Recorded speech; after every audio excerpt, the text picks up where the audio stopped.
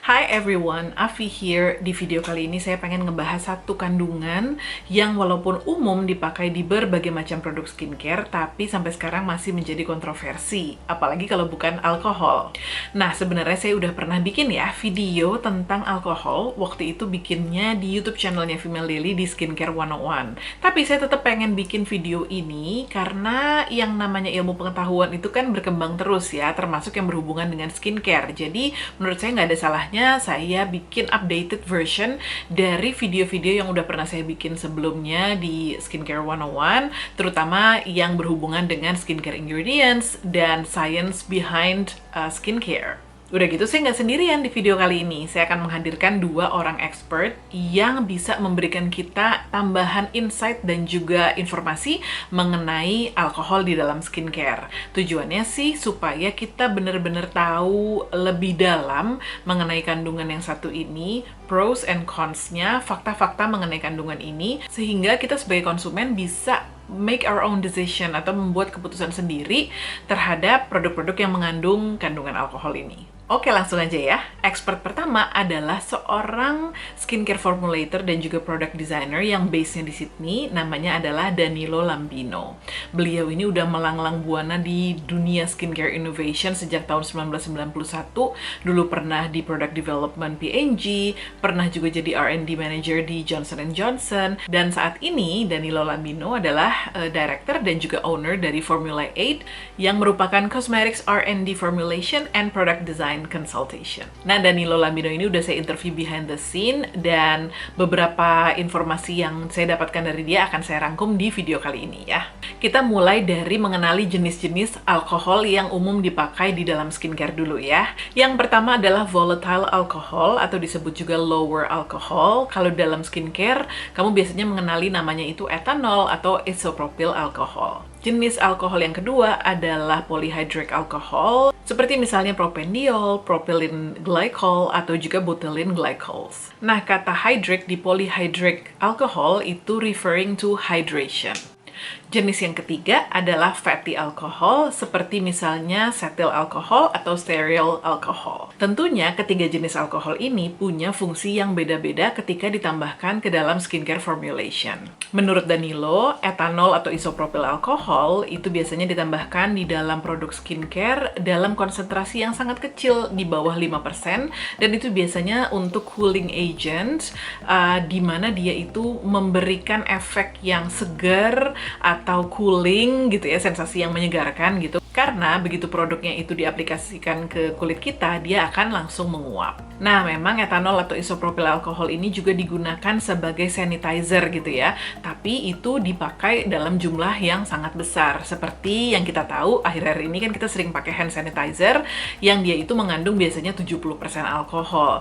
Nah, kalau misalnya di dalam produk skincare, karena dia jauh di bawah itu angkanya, jadi dia tidak akan punya efek sanitizing gitu kan, karena udah keburu nguap dulu begitu diaplikasikan ke kulit kita.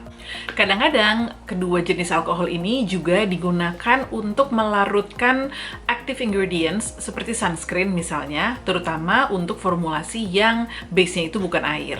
Nah, sementara alkohol jenis polyhydric atau polyhydric alcohol seperti propandiol, propylene glycol, butylene glycols itu tadi mainly digunakan sebagai humectant. Kamu pasti udah sering dengar lah ya, kalau humectant itu jenis kandungan yang memang dia bisa menarik kelembapan dari sekitar dan juga mempertahankannya di kulit kita, sehingga fungsinya itu lebih untuk membuat kulit kita well hydrated dan juga lembab. Sementara jenis alkohol yang terakhir yaitu fatty alcohol biasanya di dalam skincare formulation digunakan sebagai co-emulsifier. Maksudnya adalah fatty alcohol ini bisa membantu untuk menyatukan kandungan-kandungan yang sebenarnya itu agak susah bercampur gitu. Dan fatty alcohol ini juga digunakan biasanya sebagai emulsion stabilizer pada produk-produk skincare yang berbentuk krim ataupun lotion. Nah, kita udah tahu sekarang jenis-jenisnya alkohol yang biasa digunakan di dalam produk skincare. Sekarang pertanyaannya adalah jenis mana nih yang biasanya paling banyak dikhawatirkan oleh orang? Seperti kalian tahu, yang sering menjadi kontroversi itu adalah volatile alcohol, yaitu alkohol denat, misalnya etanol, dan juga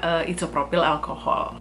Tentunya hal ini saya tanya dong ya ke Danilo Lambino, apa apakah alkohol jenis ini, jadi yang volatile alkohol itu aman digunakan di dalam produk skincare? Jawabannya adalah sama seperti kandungan-kandungan skincare lainnya, aman atau tidaknya alkohol itu sangat tergantung dari dosisnya, terus fungsinya apa ditambahkan ke dalam skincare formulation, dan juga dia diaplikasikan ke bagian mana di kulit kita. Nah, alkohol jenis alkohol denat atau etanol itu dalam dosis tinggi aja 70% itu masih aman digunakan di kulit sebagai hand sanitizer. Apalagi kalau misalnya digunakan sebagai cooling agent di mana dosisnya itu jauh lebih rendah, tentunya akan jauh lebih aman juga untuk kulit kita. Nah, BPOM sendiri itu tidak mengatur jumlah persentase etanol yang ditambahkan di dalam produk skincare, tapi mereka menekankan bahwa tentunya produknya itu harus dijamin aman untuk digunakan di kulit pengguna. Nah, biasanya untuk perusahaan kosmetik yang terpercaya, sebelum mereka mengeluarkan sebuah produk, mereka pasti akan melakukan berbagai macam testing, termasuk patch test juga, untuk memastikan produknya itu tidak menimbulkan reaksi iritasi ataupun sanitizing gitu. Makanya ini juga penting banget untuk kita memastikan produk skincare yang kita gunakan itu memang dibuat oleh perusahaan yang terpercaya ya. Jangan yang kaleng-kaleng, karena kita nggak tahu apakah produk skincare yang mereka buat itu dilakukan testing yang benar atau enggak, atau punya izin dari BPOM atau enggak. Nah, kalau tadi yang saya jelasin itu merupakan penjelasan yang datangnya dari seorang skincare formulator, yaitu Danilo gitu ya, yang dia lebih memberikan overview tentang bagaimana alkohol-alkohol tersebut digunakan di dalam produk skincare. Nah, gimana kalau sekarang kita dengerin pendapat dari expert lainnya yang akan ngejelasin apa sih efek dari menggunakan skincare dengan alkohol ke kulit kita. Nah, kali ini ada Dr. Arini Widodo, seorang dokter kulit yang akan ngobrol langsung sama saya. Yuk kenalan sama Dr. Arini. Hai, perkenalkan saya Dr. Arini Astasari Widodo, spesialis kulit dan kelamin. Saya sering sharing info kesehatan kulit di Dermatologis Jakarta. Hai Dokter Arini, apa kabar? Hai Wafi. Thank you ya udah meluangkan waktu untuk ngobrol-ngobrol di YouTube channelku. Yeay, iya, terima kasih atas undangannya. Ya, sama-sama. Jadi Dokter Arini, ini tuh masih banyak banget yang sering nanya ke aku, nanya campur curhat mengenai kandungan alkohol yang ada di dalam skincare. Jadi teman-teman di luar sana tuh masih inilah ya, masih banyak kekhawatiran gitu kan pada saat menggunakan produk yang ada produk skincare yang ada alkoholnya. Padahal mereka ngerasa cocok sebenarnya sama produknya, tapi ada kandungan alkoholnya nih, gimana nih gitu. Nah, jadi makanya sore hari ini aku undang Dr. Arini untuk kita ngobrol-ngobrol detail, kita kupas secara dalam supaya teman-teman yang nonton nanti benar-benar ngerti sebenarnya tuh apa sih alkohol itu, kenapa ditambahkan di produk skincare, dan apa efeknya ke kulit kita gitu. Jadi langsung mulai aja ya Dr. Arini ya. Oke, siap Mbak Afi. Jadi pertanyaan pertama itu yang paling sering ditanyain ke aku adalah, emang bener kalau produk yang ada alkoholnya itu bisa bikin kulit kita kering sama skin barrier kita terganggu? Oke, sebelumnya saya mau menyamakan persepsi dulu nih dengan Mbak Afi, bahwa alkohol yang kita bicarakan hari ini adalah volatile alkohol, seperti denat alkohol, etanol, isopropil alkohol, dan lain-lain yang memiliki bad reputation dalam skincare. Jadi yang kita bicarakan bukan fatty alkohol seperti stearil alkohol yang memiliki efek moisturizing. Okay. Nah, simple atau volatile alkohol seperti etanol dapat mengeringkan minyak pada wajah. Dia menarik atau mengekstraksi minyak, dia menurunkan hidrasi kulit, dan dia mengubah susunan protein pada lapisan tanduk kulit. Sehingga pemakaian alkohol as is dengan konsentrasi yang tinggi dan berulang memang berpotensi membuat kulit menjadi lebih kering dan barrier kita menjadi terganggu. Nah, pada dosis yang rendah, efek ini sebenarnya jarang terjadi, apalagi pada kulit yang normal dan sehat. Dan apalagi kalau dikemas dalam formulasi yang cukup baik, sehingga dapat melindungi kulit dari efek tersebut. Nah, sekarang kalau misalnya kita ngomongin tentang pakai produk skincare yang ada alkoholnya, itu sebenarnya efeknya apa aja sih dok yang mungkin muncul gitu? Nah, tadi seperti yang sudah dijelaskan bahwa pemakaian alkohol dapat membuat barrier kulit kita terganggu. Nah, apa efeknya kalau barrier kulit kita terganggu? Kulit kita ini merupakan organ yang terdepan terluas dan dia sebagai tameng kita dari berbagai pajanan seperti alergen, iritan, atau kuman atau virus yang berasal dari lingkungan. Kalau barrier kita terganggu, potensi untuk masuknya alergen, iritan, kuman, virus menjadi semakin besar, sehingga kemungkinan terjadinya alergi atau iritasi akan semakin besar. Oke. Nah, kalau kemungkinan alergi dan iritasi semakin besar, maka dia berpotensi untuk timbul masalah kulit yang kita namakan dermatitis kontak iritan atau DKI dan dermatitis kontak alergi atau DKA. Nah, dermatitis kontak ini adalah peradangan kulit sebenarnya. Dermatitis artinya peradangan kulit. Nah, namanya kontak karena dia dipicu oleh kontak dengan sesuatu. Bisa jadi pemicunya merupakan ingredient skincare. Nah, salah satunya adalah alkohol. Ada 2 jenis dermatitis kontak yang tadi dapat terjadi. Kalau yang iritan itu disebabkan oleh reaksi iritasi. Sedangkan kalau dermatitis kontak alergi, seperti namanya, dia dipicu oleh alergi. Nah, alkohol ini sebenarnya lebih sering menimbulkan iritasi dibandingkan alergi. Perlu diklarifikasi juga bahwa dermatitis kontak ini tidak spesifik untuk pemakaian alkohol. Jadi, dermatitis kontak ini dapat disebabkan oleh ingredients lain juga. Nah, itu kan tadi dokter sempat bilang kalau misalnya sangat berpengaruh formulasi dari produk skincare tersebut, iya kan? Jadi kalau misalnya dia ada, walaupun dia ada kandungan alkohol di dalam skincare-nya, tapi at the end of the day, formulasinya itu gitu ya, yang menentukan apakah produk tersebut itu akan bikin kulit kita kerasa kering atau mengganggu skin barrier kita. Kalau misalnya persentase alkoholnya sendiri, dok, itu pengaruh juga nggak? Nah, semakin besar persentase atau konsentrasi alkohol akan semakin meningkatkan resiko terjadi efek sampingnya. Jadi tentunya efek samping alkohol dalam misalnya kita suka temukan dalam hand sanitizer, konsentrasinya biasanya di atas 60%. Tidak akan sama dengan alkohol yang berada dalam skincare yang konsentrasinya umumnya cuma di bawah 5%. Dan umumnya ini hanya dipakai untuk penetration enhancer, cooling effect, dan membuat formulasi lebih ringan. Jadi bukan sebagai disinfektan yang kita pakai untuk hand sanitizer. Selain itu, efek sampingnya juga akan bergantung pada frekuensi, lokasi pemakaian, dan cara pemakaiannya.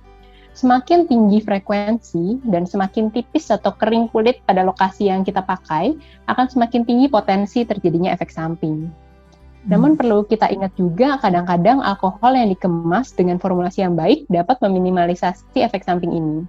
Jenis yang dipakai juga berpengaruh. Jadi misalnya ada studi yang mengatakan bahwa etanol dibanding isopropil alkohol, etanol itu lebih tidak iritatif. Terus, jadi sebenarnya kandungan alkohol di dalam skincare itu bisa digunakan sama yang jenis kulitnya apa sih, dok? Kalau kulit yang seperti apa, pada dasarnya alkohol itu ingredients yang secara general itu aman kalau digunakan pada orang dewasa dengan kulitnya normal, intak, dan sehat.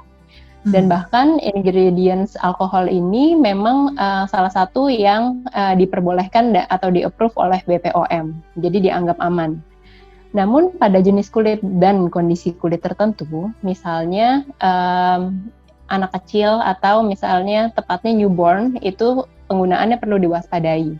Jadi penggunaan etanol misalnya tidak boleh dipakai untuk newborn karena kulitnya newborn tuh masih sangat tipis dan bariernya masih belum sempurna.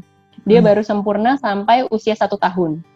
Sehingga kalau pada newborn, apabila digunakan pada konsentrasi yang tinggi dan dioleskan dalam jumlah yang luas, bahkan dapat menyebabkan toksisitas. Namun kalau pada kulit orang dewasa normal dengan barrier yang intak, itu sangat aman. Apalagi kalau kita gunakan pada konsentrasi yang rendah. Oke. That's good news actually. Nah, tapi ada nggak sih, dok, jenis-jenis kulit yang sebaiknya menghindari kandungan alkohol di dalam skincare? Nah, kalau penggunaan skincare yang mengandung alkohol, yang perlu berhati-hati itu umumnya tipe kulit yang sensitif dan yang tipe kulitnya kering. Karena tipe kulit ini lebih prone atau lebih rentan terhadap efek samping alkohol, seperti dermatitis kontak alergi dan iritan tadi. Hal ini tentu juga relatif tergantung konsentrasi alkoholnya, cara pemakaiannya, jumlahnya, formulasinya, dan apakah dia sebelumnya ada penyakit kulit di lokasi pemakaian tersebut. Nah, masalah kulit yang mendasari ini misalnya pasien dengan genetik atopi atau dermatitis atopi. Ini biasanya barrier kulitnya memang compromise. Dan satu lagi yang sering terjadi itu pada rosacea. Pada rosacea ini juga perlu diwaspadai. Pada sebuah penelitian mengatakan bahwa kandungan yang paling mengiritasi pasien rosacea itu adalah alkohol. Ini sampai 66% pada penderita rosacea. I see. Jadi kalau punya kondisi kulit rosacea, ya memang sebaiknya menghindari gitu ya dok ya? Iya, betul. Nah, tadi kan aku bilang di awal, kalau banyak nih teman-teman yang sebenarnya tuh mereka suka dan cocok pakai satu produk, tapi langsung jadi insecure begitu ngelihat, wah ternyata ada kandungan alkohol etanolnya atau alkohol denat gitu kan. Tapi sebenarnya setelah mereka coba beberapa saat tuh baik-baik aja kulitnya. Ini tuh bisa dibilang aman nggak sih dok untuk dipakai secara jangka panjang? Karena mungkin yang mereka khawatirkan itu, mungkin sekarang nggak ada efek sampingnya, tapi di jangka panjang malah ada efek buruknya gitu. Nah, ini sebenarnya saya bisa bilang susah untuk kita bisa bilang yes or no ya. Susah ditentukan karena reaksi tiap kulit itu bisa berbeda. Itu tergantung tadi balik ke tipe kulitnya. Misalnya dia apakah sensitif, oily, atau kering, dan apakah dia ada masalah kulit yang tadi, apakah ada rosacea atau atopi. Sehingga kita nggak bisa menjamin efek alkohol pada seseorang itu akan sama satu orang dengan yang lainnya. Baik efek jangka pendek atau efek jangka panjang yang Mbak Afi tanyakan tadi. Terlebih lagi anjuran dan cara pemakaian skincare yang mengandung alkohol ini juga berbeda-beda.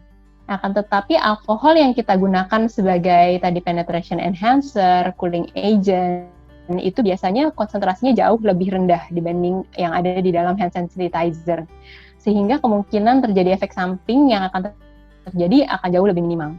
Alkohol dalam skincare dengan persentase kalau misalnya di bawah 5% itu juga tidak terlalu kita perlu khawatir dengan efek absorpsinya ke dalam melalui darah. Jadi absorpsi sistemik.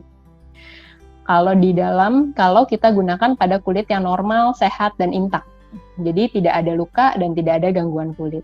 Nah, ini juga sejujurnya bergantung dengan formulasi produknya. Jadi misalnya produk yang mengandung etanol 5%, tapi formulasinya sudah dicampur dengan moisturizing agent yang baik. Bisa jadi end result-nya lebih moisturizing dibandingkan skincare lain yang tidak ada alkoholnya sama sekali. Jadi di sini yang saya mau menyampaikan adalah kita tidak boleh menjudge suatu produk apakah apabila dia ada kandungan alkoholnya itu pasti dia akan bersifat mengeringkan, itu tidak pasti begitu. Oke, nah sekarang pertanyaan berikutnya adalah, jadi dokter sebenarnya apakah tidak menyarankan orang menggunakan produk skincare yang ada alkoholnya sih dok? Nah, sebenarnya tidak juga, karena suatu ingredients termasuk simple alkohol, misalnya etanol, denat alkohol, itu memiliki karakter. Nah, karakter ini layaknya kita karakter pada manusia, ini punya two sides of coin. Jadi ada satu sisi baik, satu sisi buruk. Nah, salah satu karakter atau kerja etanol misalnya, salah satunya kan dia mengekstraksi lemak yang ada di permukaan kulit. Dan sehingga di satu sisi kita taunya bahwa dia jelek karena dia membuat kulitnya menjadi kering. Akan tetapi di sisi lain dengan dia mengekstraksi lemak yang ada di permukaan kulit, itu sebenarnya karakter yang digunakan atau dimanfaatkan sebagai penetration enhancer. Karena dia barirnya menjadi lebih lemah, active ingredients lain jadi lebih mudah masuknya, sehingga dia meningkatkan efektivitas bahan-bahan lain yang dibawa bersama dia. Jadi tentunya kita mau mengambil efek yang baik dari alkohol, tapi kita ingin meminimalisasi efek buruk dari alkohol. Nah, hal ini biasanya bergantung pada formulasi suatu skincare. Bagaimana agar kita bisa mendapatkan benefitnya tanpa kita mendapatkan efek buruknya. Nah, etanol yang digunakan sebagai penetration enhancer, cooling effect, soften, emulsifier, atau pengawet biasanya juga sebenarnya relatif kecil. Jadi sebenarnya tidak terlalu khawatir dengan efek buruknya apabila kulit kita sehat. Nah, sekarang ada nggak sih dok tips-tips untuk mengatasi efek samping dari produk yang ada alkohol yang tadi. Entah itu untuk mencegah ataupun untuk mengatasi reaksi yang udah keburu muncul gitu. Oke, jadi ada 2 pertanyaan nih. Pertama, bagaimana mencegah dan bagaimana mengatasi. Nah, Ya. pertama untuk mencegahnya. Pertama, kalau kita tahu bahwa kayaknya kita pro nih atau kita nggak yakin, gunakan bersama pelembab. Karena pelembab, pertama dia akan meng-counter efek drying dari alkohol dan dia membantu memperbaiki skin barrier yang mungkin dapat rusak akibat alkohol. Kedua, mungkin Mbak Afi dulu pernah jelasin apa bedanya skin hydration dan moisturizer. Ya. Nah, jadi hidrasi kulit atau komponen air di dalam kulit juga penting. Jadi nomor 1 adalah kita juga harus mengkonsumsi air yang cukup dan memperhatikan kelembaban lingkungan. Kelembaban lingkungan yang mendukung itu juga secara umum akan membuat kulit juga ikut menjadi lembab karena dia akan mengambil kelembaban dari lingkungan bisa masuk ke kulit. Dan kita juga dapat mengakalinya seperti kita kasih spray water atau kita membasuh kulit kita dengan air. Kemudian kalau kita tidak yakin, kita dengan mudah kita coba aja dulu. Jadi jangan langsung dipakai ke seluruh wajah atau dipakai dalam jumlah yang banyak, jumlah yang luas untuk seluruh tubuh. Kita coba sedikit dulu. Misalnya di belakang telinga dan kita amati apakah dia ada efek yang buruk dalam 24 jam sebelum kita coba ke seluruhnya. Kalau memang tidak bisa, tidak usah dipakai. Jadi pada dasarnya lebih baik mencegah dibandingkan mengobati. Yeah. Nah, yang alternatif juga untuk mencegahnya efek samping alkohol adalah menggunakannya sesuai anjuran. Karena formulasi alkohol dalam skincare tips sebenarnya kita telah merancang sedemikian rupa untuk suatu tujuan. Jadi apabila penggunaannya tidak sesuai dengan tujuan formulasi tersebut, dia akan meningkatkan potensi terjadinya efek samping. Jadi kalau misalnya suatu skincare dikatakan ini skincare untuk total jerawat, jadi gunakan di total, jangan dipakai di seluruh wajah.